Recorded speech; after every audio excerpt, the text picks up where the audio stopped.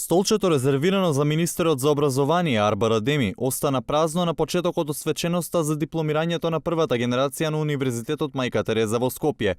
Така тој куртули од номинарските прашања во врска со скандалот кој изби на Државниот универзитет во Тетово и за заканите на кои се пожали инспекторот кој ги утврдил неправилностите.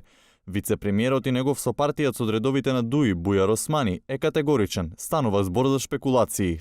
Оставете ги институциите да ги завршат своите работи.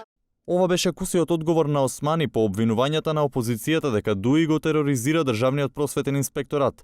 Официјално и владата не го коментира случајот, додека во меѓувреме инспекторатот се огради од наводите на инспекторот Ѓорѓи Илиевски, кој обзнани дека тројца државни функционери спротивно на законите се стекнале со научни звања.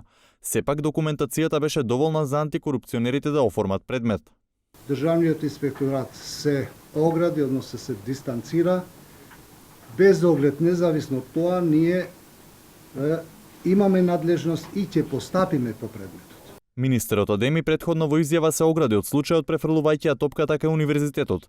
По инспекцијскиот надзор, како што објави инспекторот Илиевски, било констатирано дека министерот Адеми, како и заменик министерот Агим Нухиу и директорот на Заводот за индустријска сопственост Сафет Емрули се стекнале со наставно-научни звања, додека нивните професорски позиции биле во мирување. По ова, инспекторот Илиевски преку писмо до јавноста тврдеше дека трпел закани и бил оценуван од неговата матична институција да не ги објавува податоците.